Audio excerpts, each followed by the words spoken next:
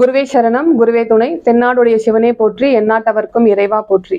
ஜோதிடத்தில் என்னை ஒரு நட்சத்திரமாக ஜொலிக்க செய்து கொண்டிருக்கும் என் குரு திரு கைலாசி விஜயமோகன் ஐயா அவர்களின் பாதம் பணிந்து மற்றும் அனைத்து குருமார்களின் ஆசீர்வாதத்தோடும், என் தாய் தந்தையரின் ஆசீர்வாதத்தோடும், குலதெய்வத்தின் ஆசீர்வாதத்தோடும், எனக்கு இந்த 13வது கருத்தரங்கத்தில் பேச வாய்ப்பு கொடுத்த தலைவி கிருஷ்ணவேணி அம்மா அவர்களுக்கு வணக்கத்தை கூறிக்கொண்டு, ஏனைய சகோதர சகோதரிகளுக்கும் என் முதற்கண் அன்பான வணக்கங்களை தெரிவித்துக் கொண்டு, எனக்கு இந்த 11ஆம் கருத்தரங்கத்தில் நான் எடுத்துக்கொண்ட தலைப்பு 7ஆம் பாவகமும் சுக்கிரனும். நமக்கு எல்லாத்துக்குமே தெரியும், 7ஆம் பாவகம்னா கலத்தரக்காரகனான சுக்கிரன் மற்றும் 7ஆம் பாவத்துக்கு இம்பார்ட்டண்டான ரோல் இருக்கு அப்படின்னு நம்மளுக்கு தெரியும். அதே சமயம் திருமணம் சார்ந்து வரும்போது திருமணத்திற்கு இரு மனம் இணையக்கூடிய விஷயத்தை கலத்தரக்காரகனாகிய சுக்கிரன் தான் நம்மளுக்கு நடத்தி வைக்கக்கூடிய வைபகமாய் இருக்கு. அப்படிப்பட்ட கலத்தரக்காரகன் சுக்கிரன் ஒவ்வொரு லக்னத்திற்கும் எந்த பாவகத்தில் இருந்து எப்படி நம்ம ஒரு பாசிட்டிவான ஒரு வைப்ரேஷன் அவங்களுக்கு கொடுக்குறாங்க அப்படிங்கிறதா நம்ம இங்கே பார்க்க போகிறோம். ஒருவருடைய வாழ்க்கையை புரட்டி போடக்கூடிய அந்த 7ஆம் பாவகம் கலத்தரக்கார சுக்கிரன் எப்படிப்பட்ட நிலையில் இருந்தால் அந்த ஜாதகருக்கு வாழ்க்கை துணை எப்படிப்பட்டதாக சுகபோகமாக அமையும் அப்படிங்கிறத நம்ம இங்கே பார்க்க போகிறோம். ஏன்னா அந்த 7ஆம் பாவகம் அப்படிங்கிற ஒரு பாவகம் கலத்தரக்காரகன் சுக்கிரன் நேர் எதிர் பாவகமாக, அதாவது 180 டிகிரியில நேர் ஆப்போசிட் பாவகமாக தான் அது இருக்கு. அப்போ இரு மனம் இணையும் போது, நேர் எதிர் ஆப்போசிட் எண்ணங்களை கொண்ட இருவரை இணைக்கும் போது அந்த சமயத்தில் ஏற்படக்கூடிய கருத்து வேறுபாடுகள் அனைத்துமே அந்த 7ஆம் பாவத்துக்கான விஷயங்கள் சுக்கிரனோக இணைந்து அதை செயல்படுத்தும் போது பிரதிபலிக்குமா, ஒரே எண்ணத்தில் அவர்கள் ஒரே நேர்கோட்டில் பயணிப்பார்களா அப்படிங்கிறதையும் நமக்கு சுக்கிரன் அப்படிங்கிற ஒரு கிரகம், கலத்தரக்கார கிரகம் தான் அதை முடிவு பண்ணும். அப்படிப்பட்ட சுக்கிரன் ஒவ்வொரு லக்ன பாவத்திற்கும் எங்கு அமர்ந்தால் எப்படிப்பட்ட பலனை அது தருவாரு அப்படிங்கிற நம்ம இங்க பார்க்க போறோம். லக்ன பாவகத்தில் சுக்கிரன் இருந்தால், லக்ன பாவகத்தில் சுக்கிரன் இருக்கும்போது ஜாதகருக்கு அழகான கலத்தரம் அமையும். அதுவும் அருகிலேயே அந்த கலத்தரம் அமையும் அப்படின்னு நம்ம சொல்லலாம். அதுவுமே அறிவாற்றலை கொண்ட மனைவியும் அமைவாங்க. எந்நேரமும் லக்னாதிபதியை, அதாவது ஜாதகரை தொந்தரவு செய்யக்கூடிய கலத்தரமாகவே அமையக்கூடியதாகவும் இருக்கும் லக்னத்தில் சுக்கிரன் இருக்கும்போது. 2ஆம் பாவகத்தில் சுக்கிரன் இருக்கும்போது குடும்பம் ஒரு பெரிய பாரம்பரியத்திலிருந்து வந்த குடும்பமாகவும் இருப்பாங்க, பெரிய குடும்பமாகவும் இருப்பாங்க அந்த சுக்கிரன் அங்க. அதே மாதிரி சுகபோகங்களை அள்ளி கொடுக்கும், நல்ல செல்வ செழிப்பாகவும் அவங்க 2ஆம் பாவகத்தில் சுக்கிரன் இருக்கும்போதே அமையப்படுவாங்க.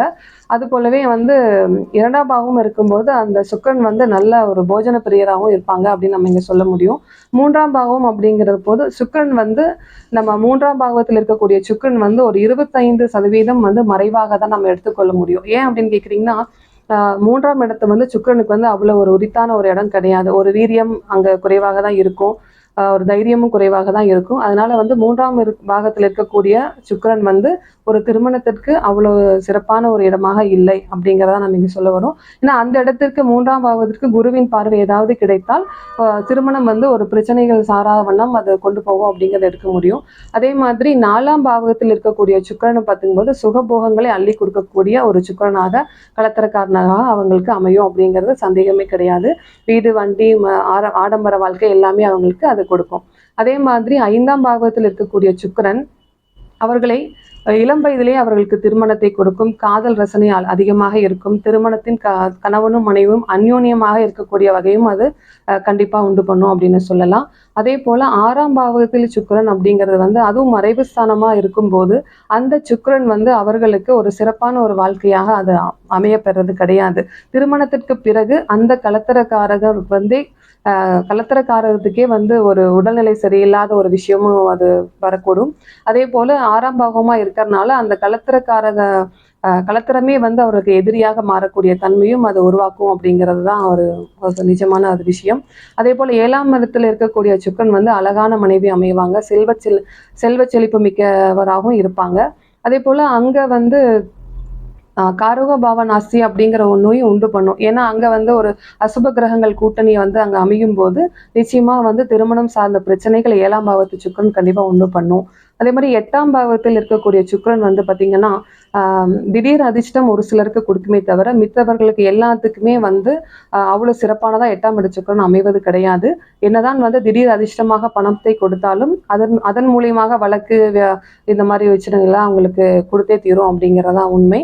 அதே மாதிரி 9ஆம் பாவகத்தில் இருக்கக்கூடிய சுக்கிரன் வந்து பார்த்தீங்கன்னா எல்லா விதத்திலையும் சகல சம்பத்துகளையும் அவங்களுக்கு கொடுக்கும், எல்லா வசதிகளையும் அவங்களுக்கு கொடுக்கக்கூடிய இடமா தான் அந்த 9ஆம் இடம் சுக்கிரன் அவங்களுக்கு கொடுக்கும். 10ஆம் இடத்துல இருக்கக்கூடிய சுக்கிரன் வந்து அவருக்கு வந்து தான் தான் அப்படிங்கிற ஒரு கர்வம் இருக்குமே தவிர இருக்கும் கண்டிப்பா. அதே போல வந்து 10ஆம் இடத்துல தொழில் விஷயத்துல வந்து இந்த சுக்கிரன் கலத்தரக்காரகன் வந்து அவருக்கு சப்போர்ட்டிவா இருந்து அவரோட தொழிலையும் அவங்க பார்த்து கொள்ளக்கூடிய வகையில அந்த கலத்தரம் அமையும். இதே மாதிரி 11ஆம் இடத்துல இருக்கக்கூடிய சுக்கிரன் அவரோட அபிலாசைகளை பூர்த்தி பண்ணக்கூடிய விஷயத்துல தான் அவங்க இருப்பாங்க. அந்த அபிலாஷிகள் அவங்க பூர்த்தி பண்ணக்கூடிய விஷயத்துல இருந்தாலும் அதே சமயம் அது 11ஆம் பாவகமா வர்றதுனால இருதார அமைப்பையும் அங்க இருக்கும் அப்படிங்கிறத நம்ம பார்த்துக்க வேண்டியது இருக்குது. இதே மாதிரி 12ஆம் இடத்துல இருக்கக்கூடிய சுக்கிரன் வந்து அதே ஆட்சி உச்ச வீடுகளாக இருக்கும் பட்சத்தில் அயன சயன போகங்கள் நிச்சயமாக அந்த ஜாதகருக்கு கிடைக்கப்பெறும். ஆனால் அதே சமயம் அது மற்றொரு பாகங்களாக இருக்கும்போது அதை சார்ந்த விரயங்களை ஜாதகர் அனுபவித்தே தீர வேண்டும் அப்படிங்கிறத நம்ம இங்க சொல்ல வரும். இதே மாதிரி நம்ம 7ஆம் பாவகத்தையும் சுக்கிரனையும் இணைத்து பார்ப்பதோடு மட்டுமல்லாமல் 7ஆம் பாவகத்தோடு 7ஆம் அதிபதியும் பார்க்க வேண்டும், 7ஆம் அதிபதியோடு சேர்ந்த கிரகங்களையும் பார்க்க வேண்டும். 7ஆம் வீட்டை பார்க்கும் கிரகங்களோடு அசுப கிரகங்கள் கூட்டணி இருக்கிறதா அல்லது குரு பகவானின் பார்வை கிடைக்கப்பெறுதா என்று பார்க்கும்போது ஜோதிடராகிய நாம் அந்த காரகத்துவங்களை நன்கு விதமாக ஆராய்ந்து அந்த கலத்தரத்தை அமைத்து கொடுப்பதுதான் நம்மளுக்கு தலையாய கடமையாக இருக்கும். அப்படி இருக்கும் பட்சத்தில் அந்த இணையானது நல்ல ஒரு கடைசி வரைக்கும் ஒரு தொடரக்கூடிய ஒரு இணையாக அது அமையும் என்பது 100% அது உண்மையா சொல்லலாம்.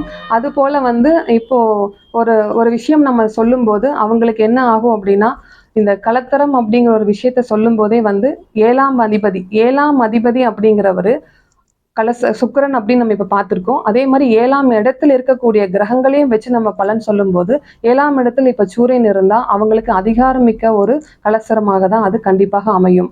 அதே மாதிரி சந்திரன் இருக்கும்போது அழகான அன்பான அக்கறை காட்டக்கூடிய ஒரு கலத்தரமாக அது அமையும்.